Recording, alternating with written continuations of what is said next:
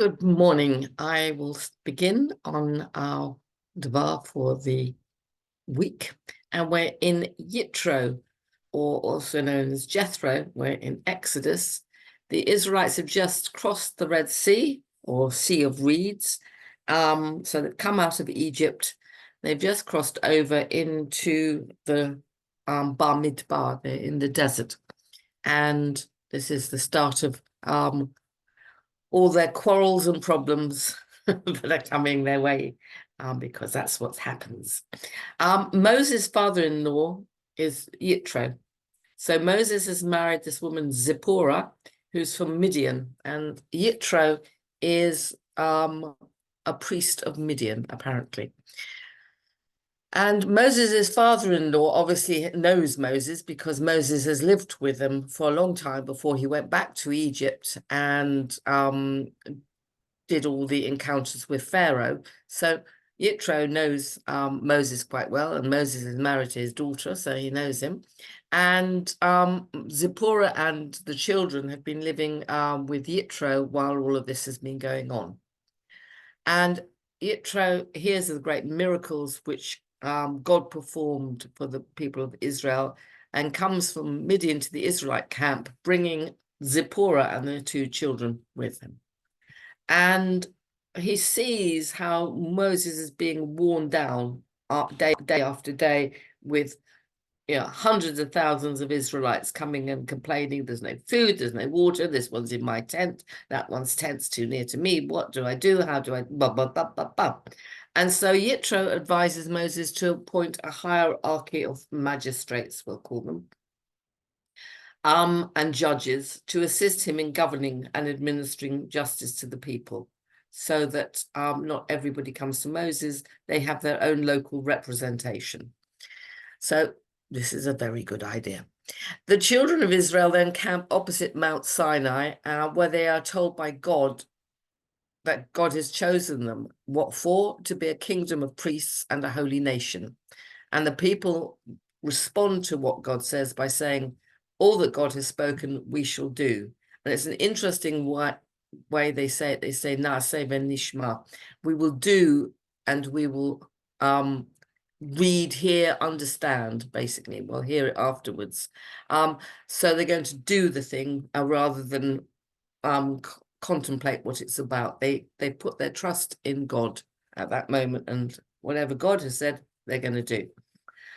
And then 7 weeks after the Exodus, the entire nation of Israel assembles at Mount Sinai and given the Torah, the 10 commandments, at least. We're not quite sure what it entails. And God, they know it's God that's giving it. It's not Moses that's giving it. It's not revealed to Moses. It's revealed by God to the entire Israelite people. This is very unusual. Most religions have somebody, a hierarchy of who gets to speak to God. This religion has one where all the people hear God and see God, and know that it's coming from God. And God proclaims the 10 commandments. The most important one is the first two, being, I am God, there's nobody else, and you shall not have any other God except me, no idolatry. The people then find it just too much. They hear these first two and they say, this is so overwhelming, because they see the thunder and they hear the lightning. It's the opposite. It's like synesthesia, when you have the opposite sensations. You see sound and you hear vision. And they cry out to Moses and say, you go and get the rest of them. So they have their leader, but they also have had this revelation to all of them, not just to Moses.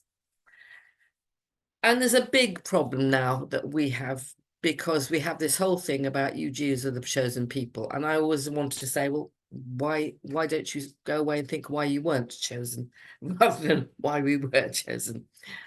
We've all been chosen for something, otherwise we wouldn't be here. We're all chosen for something. At school, you were chosen for a sports team, or maybe you're not, or to lead a debate, or to read your homework out. Everybody gets chosen for something.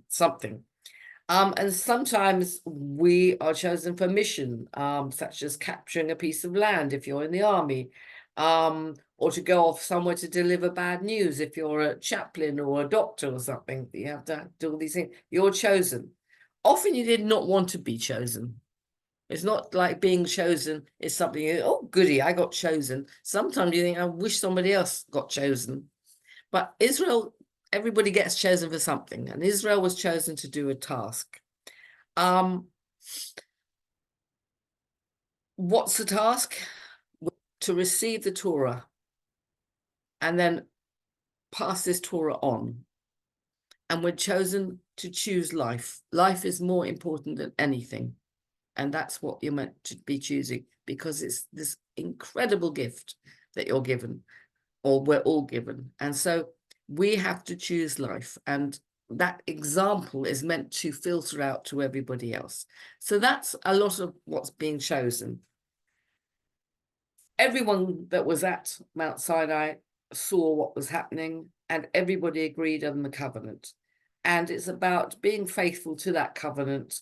And if you are, you'll be treasured possession. The whole earth is mine. Everywhere is holy land. Israel is not a holy land, it's promised land. It's never in the Torah does it say holy, it says promised. The whole earth is holy, it's all God's. This group of people are going to be the priests that have to, do the work of telling people what that's about.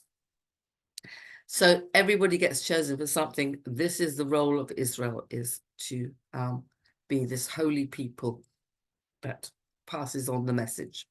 So that's one bit of what's going on here. And I thought there is a difference between liberation, as people think anarchy and freedom, and a sort of liberation that's redemption. Rav Kook, he's a wonderful rabbi, the first chief rabbi of Israel in the modern era, and he has this Pesach Haggadah. We all have Haggadahs that we read at Pesach, at Passover, and his is one particular one, because everyone's got their own commentaries and stuff. The difference between a slave and a free person is not just one of social standing, where one person is enslaved to another and another person is not. It's possible to find an educated slave whose spirit is full of freedom, and conversely, a free person whose spirit is servile. What is characteristic of freedom is the exalted spirit, whereby a person or people is uplifted through this spirit, and is able to be faithful to its inner essence, to the spiritual quality of the image of God in its midst, to recognize that you're being in this holy place. Everybody's in a holy place, to recognize it and to feel that affinity to it. Fidelity allows one to feel that one's life is a life with direction. It's got purpose to it, possessing worth and value.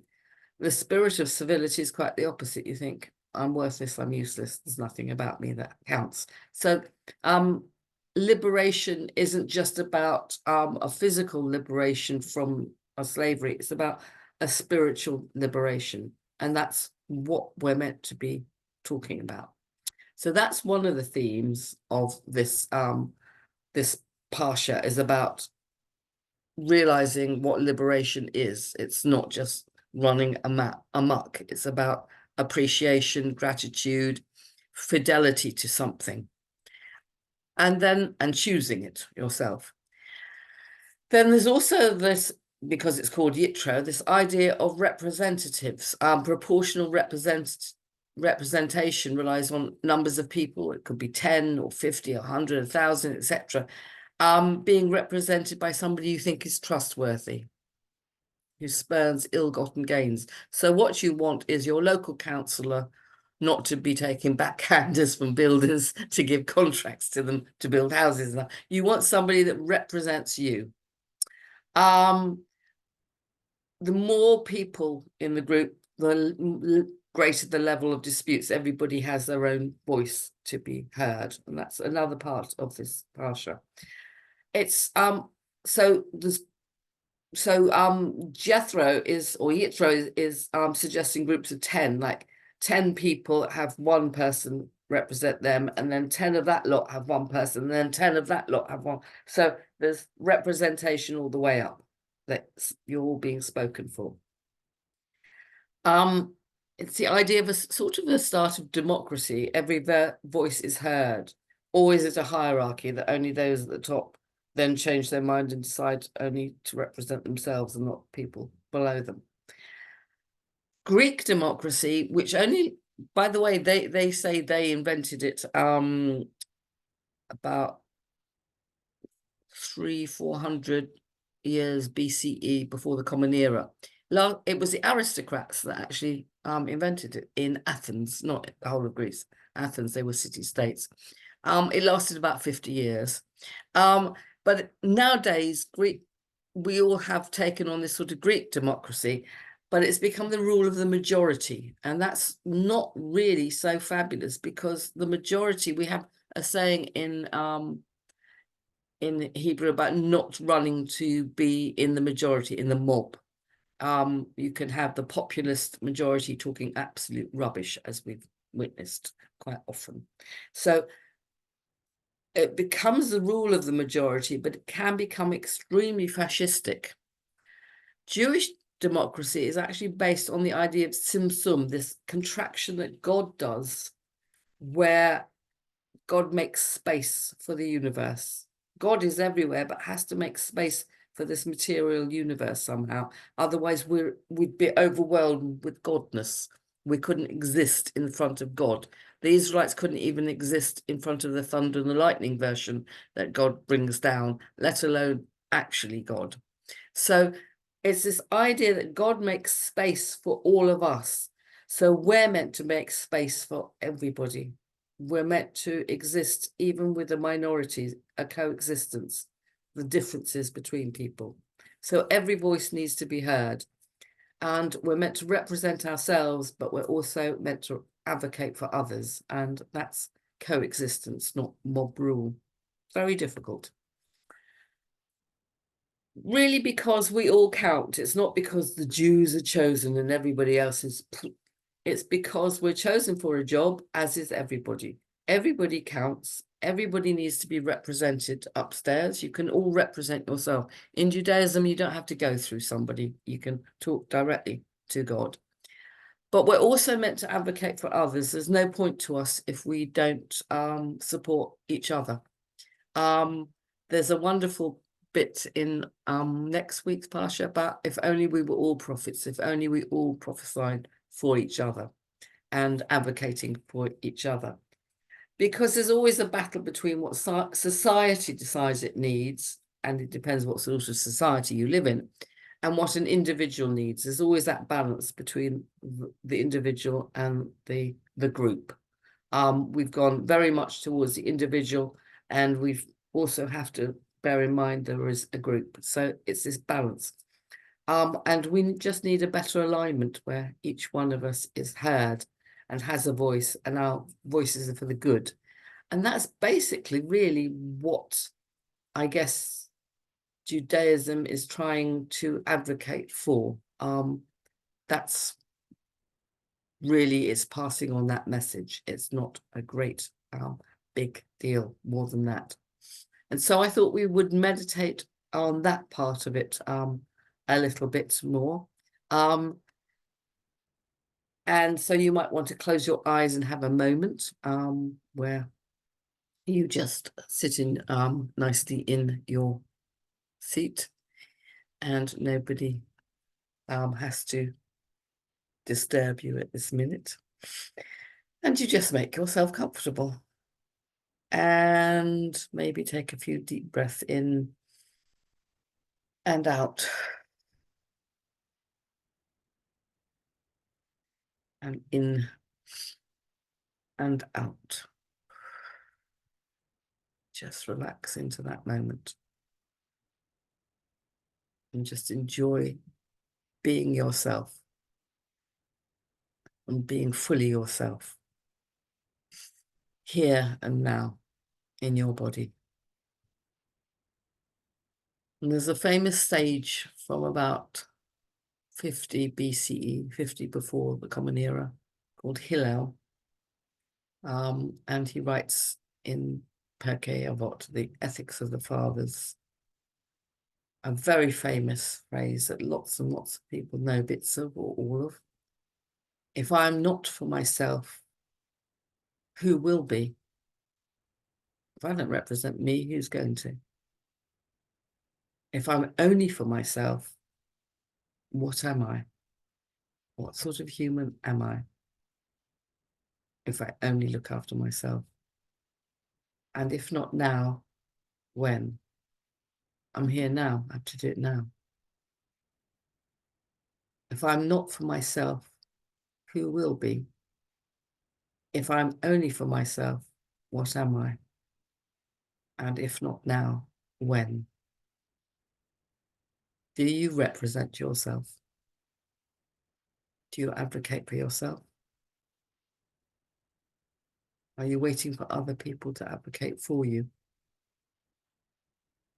Do you take a passive role and hope that other people will make sure that you're cared for?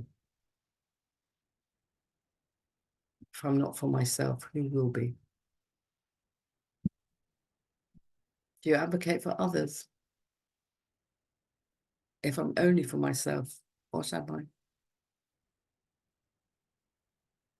So do you advocate for yourself? Or do you let other people do that? You know, the person that speaks up and you just stand behind them and let them take the flak. Do you advocate for yourself and do you advocate for others?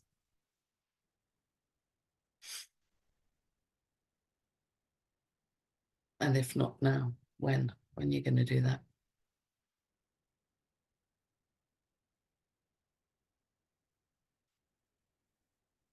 Are we representing ourselves too much and not representing others?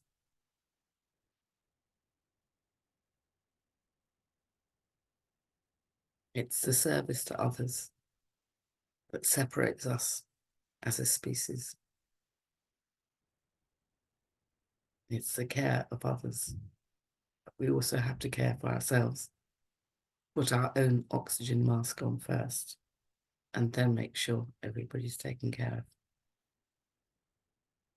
To be grown up, independent people, and then to help those that can't manage that.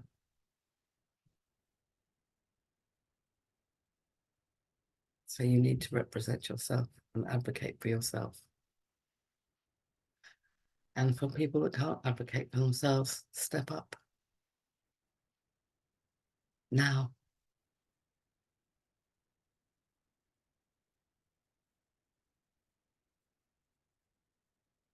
And then breathe out and come back into the room.